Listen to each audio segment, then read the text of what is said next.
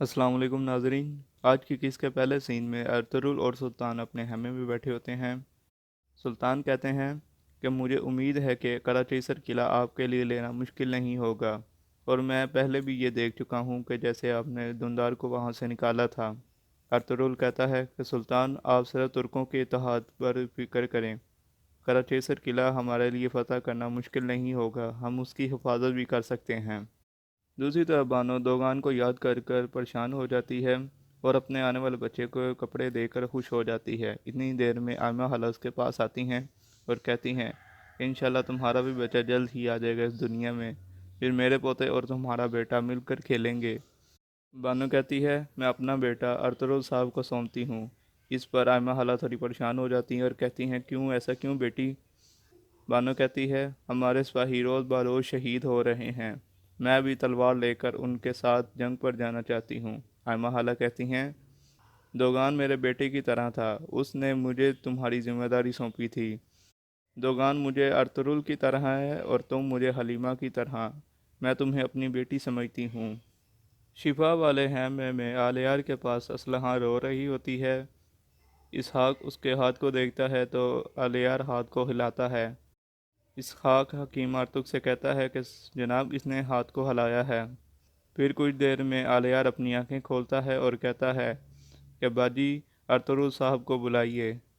حکیم ارطغرل اسحاق سے کہتے ہیں کہ ارطغرل صاحب کو بلا کر لاؤ۔ سرداری خیمے میں ارطغرل کے ساتھ سلطان بیٹھے ہوتے ہیں۔ اتنے میں آئمہ خالہ اور حلیمہ آ جاتی ہیں اپنے بیٹوں کے ساتھ۔ آئمہ خالہ کہتی ہیں کہ بہت شکریہ آپ کا، آپ نے ہمارے سپاہیوں کی حفاظت کی۔ سلطان کہتے ہیں کہ میں وہاں سے بس گزر رہا تھا، اس لیے میں نے دیکھا تو میں نے ان کی حفاظت کی۔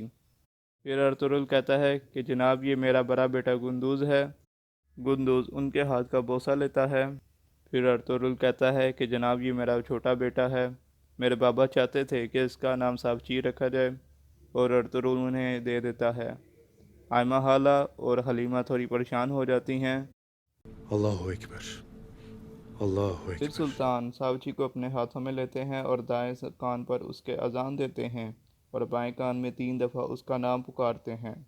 اتنے میں درویش اسحاق وہاں پر آتا ہے اور اجازت لیتے ہوئے ارطغرل صاحب سے کہتا ہے کہ جناب آلیار صاحب کو ہوش آیا ہے اور وہ آپ سے ملنا چاہتے ہیں۔ ارطغرل ان سے اجازت لے کر وہاں سے نکل جاتا ہے۔ شفا والے خیمے میں آلیار کے پاس اسلحان ہوتی ہے اور وہ رو رہی ہوتی ہے۔ آلیار کہتا ہے باجی میں نے اپنی پوری زندگی ایک مسافر کی طرح گزاری ہے، اب میرا قبیلہ آپ کے حوالے۔ اتنے میں ارطغرل وہاں پہنچ جاتا ہے۔ آلیار کہتا ہے ارطغرل صاحب میرے قریب آئیے، اور اٹھنے کی کوشش کرتا ہے۔ ارطغرل کہتا ہے کہ جناب آپ اٹھنے کی کوشش مت کریں۔ آلیار کہتا ہے ارطغرل صاحب آج سے میرا قبیلہ آپ کے حوالے، میں چاہتا ہوں کہ آپ کراچیسر قلعہ فتح کریں اور ہمارے شہیدوں کا انتقام لیں۔ ارطغرل کہتا ہے کہ میں بھی آپ کے ساتھ لڑنا چاہتا ہوں، بس آپ ہمیں چھوڑ کر مت جائیں۔ پھر آلیار کلمہ شہادت پڑھنے لگتا ہے۔ اشہد ان لا الہ الا اللہ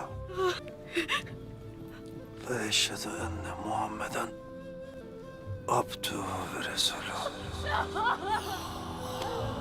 یہیں پر دوستوں ہماری قصہ کا اختتام ہو جاتا ہے۔